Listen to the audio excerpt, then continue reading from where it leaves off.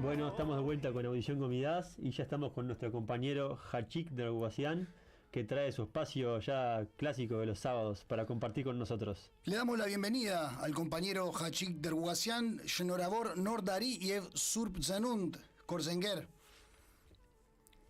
Buenas tardes, comidas, Shnorabor Nordari y Ev Surp Zanund. Felicidades para todos. Bueno, Hachik, una alegría muy grande volver a recibirte este año. Estamos muy contentos de tenerte una vez más con nosotros, arrancar el año con vos. Este es el primer sábado en vivo que estamos junto a todos los televidentes y oyentes, y estamos en un fin de año un poco contradictorio. En la República de Armenia hemos compartido con los oyentes los saludos de fin de año del primer ministro Nikol Pashinyan, de Veapar Karekinyer Grotner Sisian y de Ilham Aliyev, y todos los mensajes de fin de año se entrecruzan, se dicen y se contradicen. Hay como un clima un poco ambiguo en la República de Armenia. Cerró un año muy especial y enfrenta a Armenia también un año muy especial, que es el de las elecciones. Bueno, si me permiten, empezamos anotando que ya pasó un cuarto siglo del tercer milenio, y es un cuarto siglo que se caracterizó por cambios de una velocidad como nunca se ha visto en la historia, y el destino de la humanidad parece determinarse a partir de 3 desafíos globales: el cambio climático, la inteligencia artificial y la extrema concentración de la riqueza. Ahora, si de estos desafíos globales bajamos en este fin de primer cuarto siglo del tercer milenio al contexto internacional, lo que sí claramente vemos es el traslado de los procesos de lucha por el poder y la creación de la riqueza de Eurasia, del norte del Atlántico a Eurasia. Es la escena donde se van a jugar estos dos procesos y donde hay claramente dos potencias mundiales capaces de una proyección por su capacidad militar, también por su capacidad de vanguardia en las tecnologías modernas: Estados Unidos, por supuesto, y China. Y hay una potencia nuclear, Rusia, que por ahora, por lo menos, controla esa extensión territorial que llamamos Eurasia o Siberia más específicamente, donde está prácticamente, digamos, la mayoría de la riqueza minera del mundo, ¿no?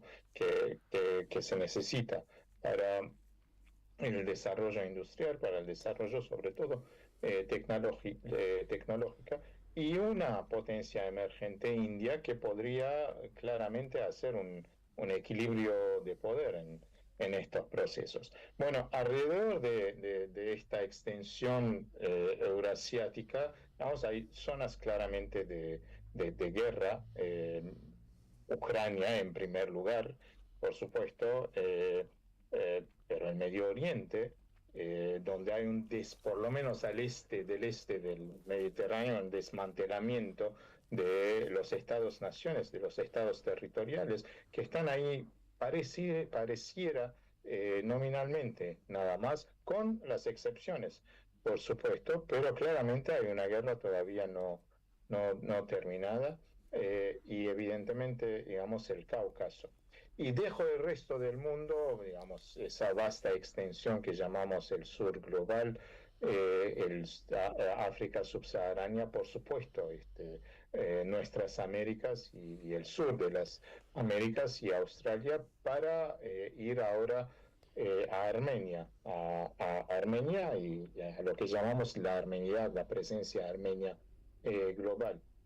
Es en Armenia más que un cuarto de siglo, que también es un tema interesante para reflexionar en algún momento, ¿no? No es que va a servir para algo, pero para un poco salir de las coyunturas que tanto nos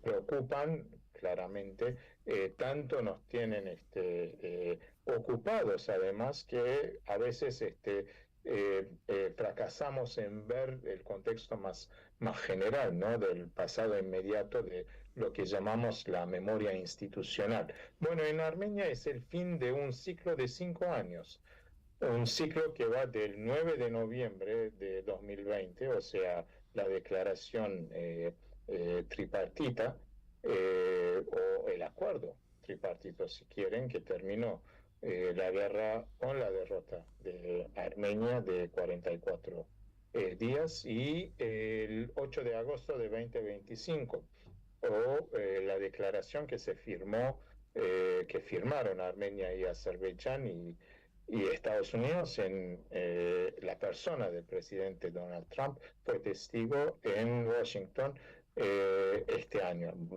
año pasado. Y una misma pregunta, desde el 9 de noviembre 2020 al 8 de agosto del 2025. Después de la derrota, la terrible derrota que sufrió Armenia, después de la pérdida de Artsakh, después de la ocupación de casi 240 kilómetros cuadrados de Armenia de parte de Azerbaiyán, ¿cuál es el destino de la soberanía en el territorio que le queda a la República de Armenia? Bueno, hay 3 procesos interconectados que parecen determinar la suerte de la República de Armenia este año, y tendrán su impacto en el mundo armenio más en general. Estos 3 procesos son,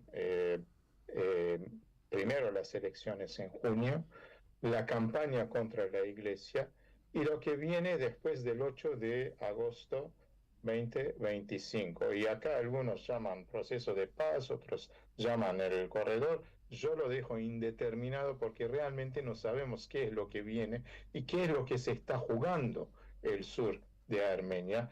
Y lo más preocupante es que aparentemente Armenia no está jugando un papel en eso.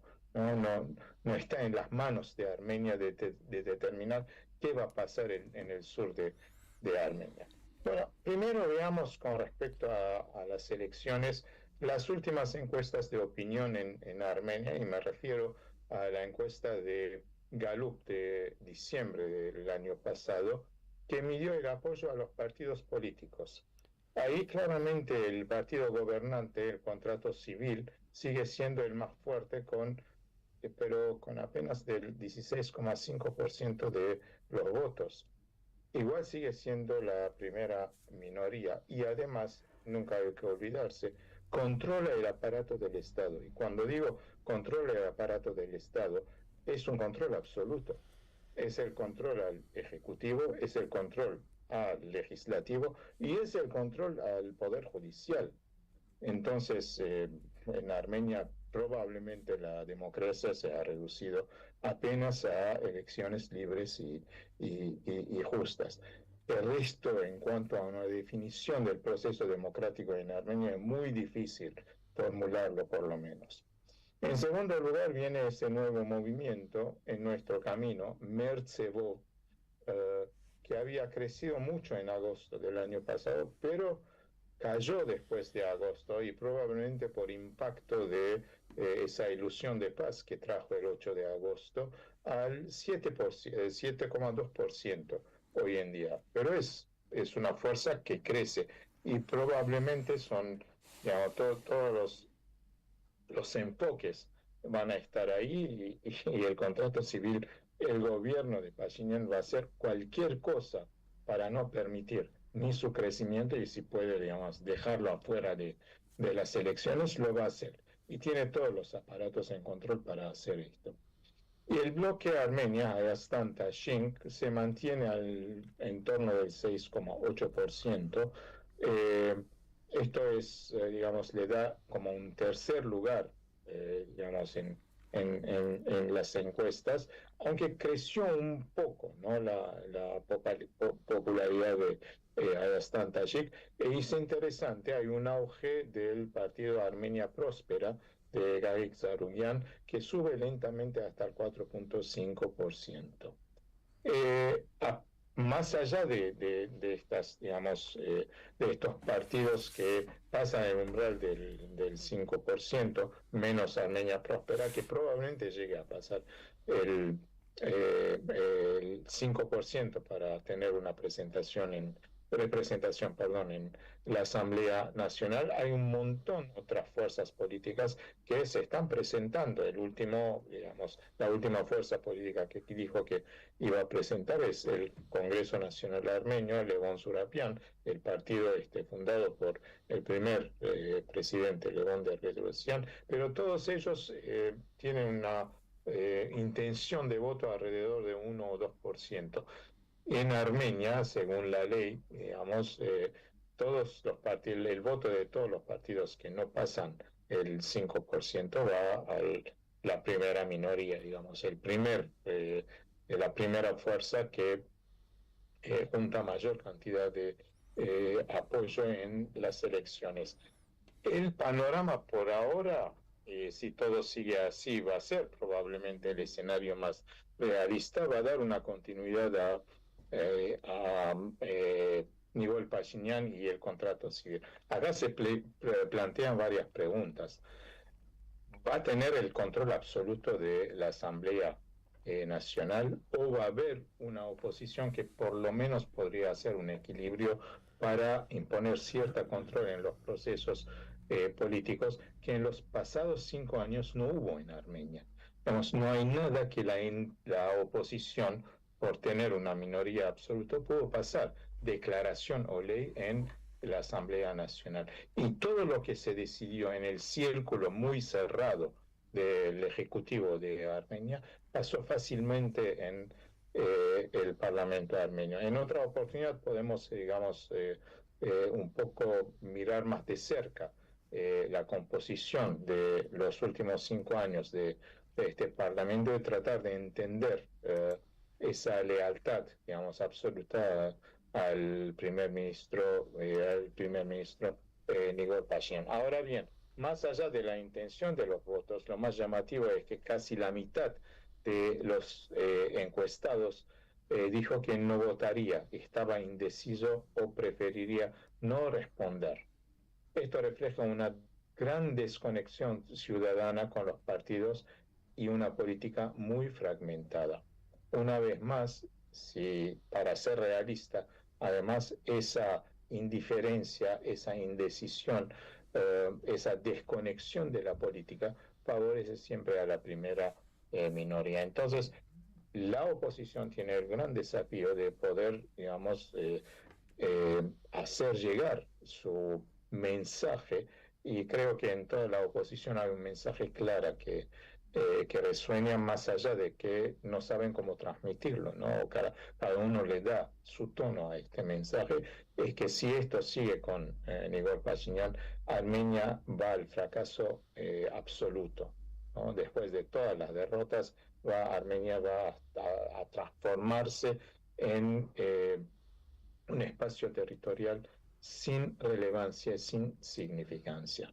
Ahora bien, en la orientación internacional tenemos algunos números interesantes para ver en la opinión pública armenia. El socio internacional que ofrece mejores perspectivas para el desarrollo de Armenia, Rusia sigue siendo el primero con el 27,8% de los votos. Le sigue muy de cerca la Unión Europea con 25,8%, Estados Unidos con un 15,5% y finalmente Irán con un 13,3%. Rusia se explica, creo, por esa fuerte dependencia económica, de seguridad energética de Armenia, de Rusia, y esto la sociedad lo percibe, lo sabe.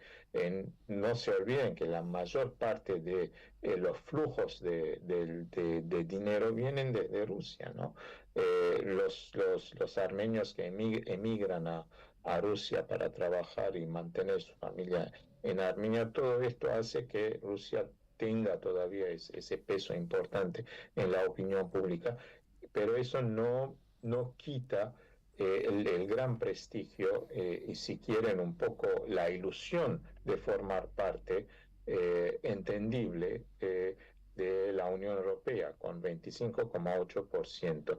Lejos queda Estados Unidos, 15,5%, a pesar de que sabemos, el año pasado el mayor jugador que de alguna forma logró dar un paso adelante en ese proceso estancado entre Armenia y Azerbaiyán fue el presidente Trump, y fue el 8 de agosto del 2025. Ahora bien, si pasamos a las instituciones, para los armenios en Armenia, por supuesto, el ejército es la institución más confiable. Digamos, en todas las encuestas dan que, la encuesta de Gallup fundamentalmente, pero las otras encuestas también dan que los militares en Armenio, el ejército, la institución militar, sigue gozando de mucha confianza. En segundo lugar viene la iglesia. A pesar de toda esta agresión de Nikol Pashinyan, esa campaña que sigue, ¿no? Que sigue y que amenaza trasladarse a la diáspora, la Iglesia mantiene una alta credibilidad, sobre todo entre las generaciones mayores. Entonces, es un elemento a tener en cuenta. Y acá la gran pregunta es, ¿va a tener un impacto esa campaña, esa agresión contra la Iglesia sobre la intención de los votos en junio del año que viene? Bueno, es una gran pregunta, y quizás vale la pena en algún momento reflexionar y tratar de analizar este impacto. Las instituciones de muy baja confianza son la Asamblea Nacional y el sistema judicial en Armenia, y tampoco gozan de credibilidad popular los partidos políticos. Ahora bien, ¿cómo se evalúa el gobierno de Nikol Pashinyan? Bueno, un creciente nivel de desconfianza. Más del 38% de los encuestados dice desconfiar totalmente en él, mientras que solo un 15% afirma confiar plenamente. La población se muestra escéptica frente a la política de acercamiento occidental y la normalización con Azerbaiyán, a pesar de todo el discurso todo el discurso del gobierno y toda la campaña del gobierno con una sola palabra: la paz. Y Rusia sigue siendo vista como un socio importante para Armenia. Bueno, grandes conclusiones hasta diciembre del 2025. Esto puede cambiar en los próximos meses, según la encuesta de Gallup. Armenia es un país en crisis de confianza. Ningún partido político logra consolidar su apoyo sólido. La sociedad está en una sociedad dividida entre Rusia y Occidente, una vez más, a pesar de toda la propaganda de este famoso pivot a Occidente, pivota al oeste, que digamos, el partido al poder y sus intelectuales orgánicos ponen en las redes sociales, en los discursos públicos, etcétera. Solo el ejército y la iglesia mantienen una credibilidad significativa, y el gobierno y el parlamento tienen una grave pérdida de confianza. Hay mucha incertidumbre en la política armenia, quizás una incertidumbre que no se nota si uno va por turismo 10, 15 o 20 días. Pero realmente, digamos, no es un año que se cierra con alguna perspectiva de certeza, de alguna confianza en el futuro próximo, por lo menos en los próximos 6 meses. Ahora bien, la gran pregunta es si el año que viene se va finalmente a concretar el famoso TRIP, ¿no? La ruta de Donald Trump, como insiste Armenia, o lo que Aliyev insiste, el corredor de Zangezur, el corredor de Suní. Por ahora no tenemos ningún elemento para decir de qué se trata. Y hay una sola pregunta, una sola pregunta fundamental. Desde las personas y los objetos que van a pasar en esta ruta, de Azerbaiyán a Najicheván. Los datos, todo, digamos, toda identidad de todo eso va a ir a Ereván, y Ereván va a estar al tanto de qué es lo que pasa, y si está al tanto, va a poder tener poder de veto para, por ejemplo, no dejar a pasar a un criminal, a un asesino como Ramil Safarov. Esa es la gran pregunta, ¿no? ¿Quién va a controlar esa ruta? Sabemos que el 9 de noviembre de 2020 Rusia iba a controlar todo esto. Y ahí también Armenia perdía eh, su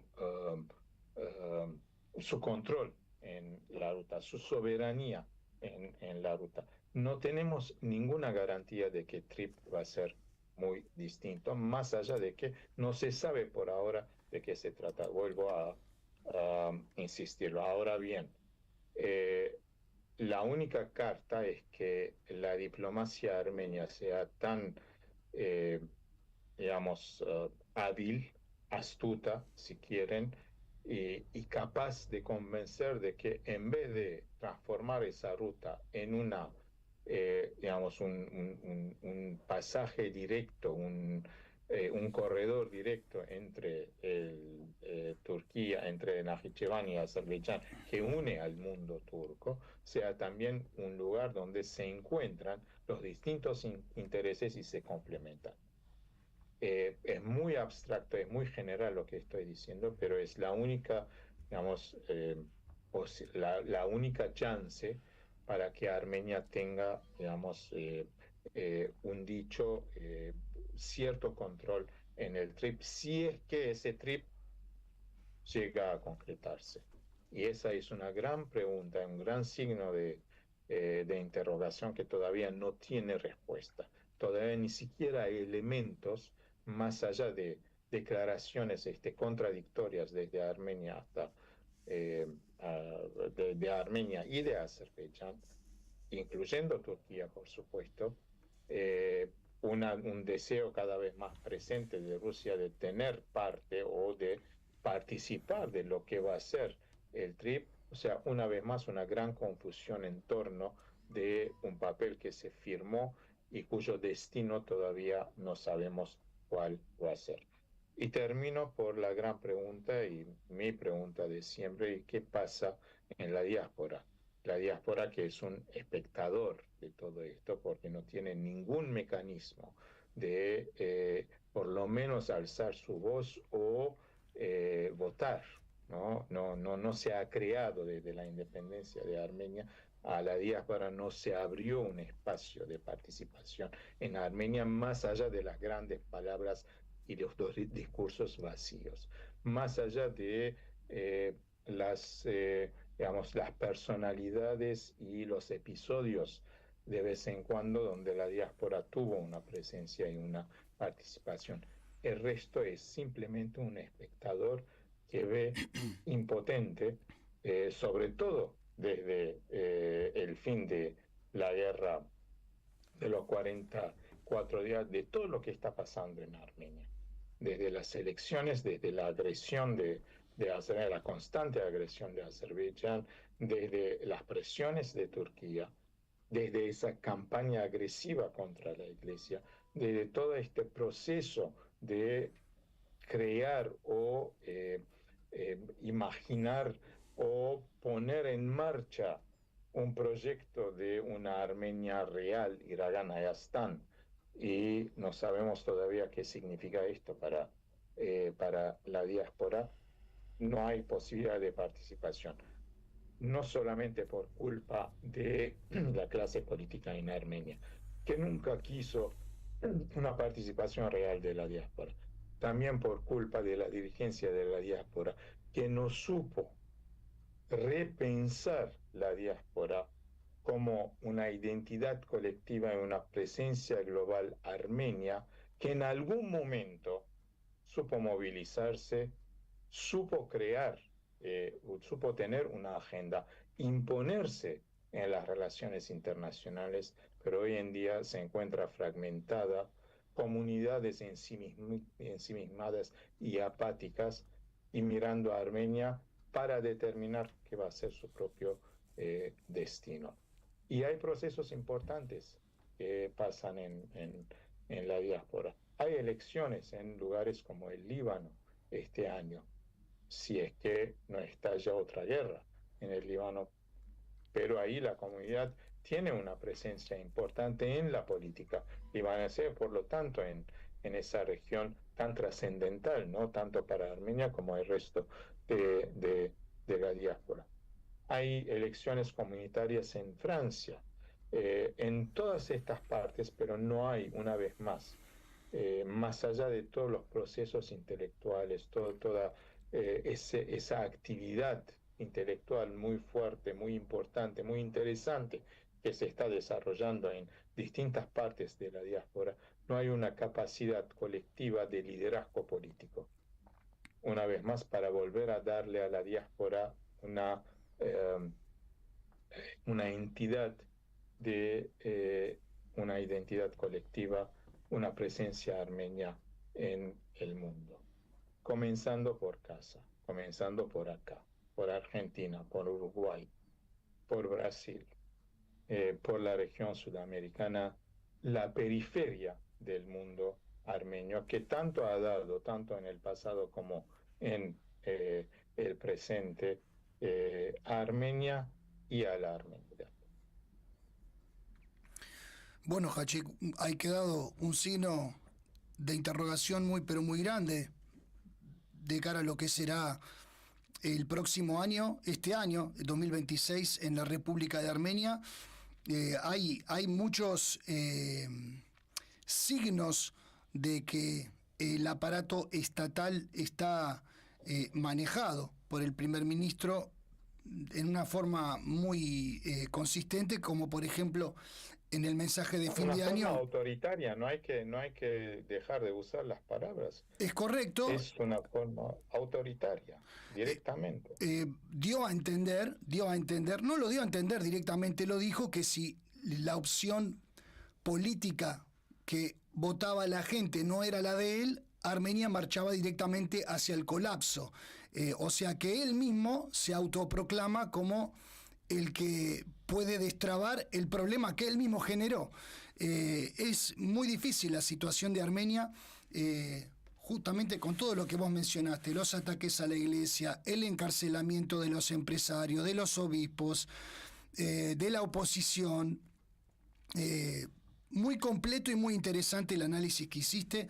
Vamos a ver también qué sucede con este corredor que dice Azerbaiyán de Sajesur, si Irán también lo permite, que es un personaje también de esto, dentro de este juego político, si permite Irán que Estados Unidos tenga el dominio de esa ruta que conecte a Azerbaiyán con Najicheván, y veremos cómo se van dando las cosas a medida que vayan pasando los días.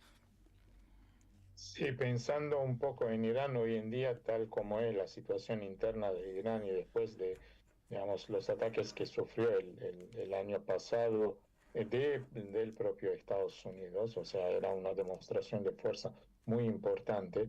Digamos, Irán ha perdido mucho su peso en la región. No hay que descartarlo como un actor importante, ¿no?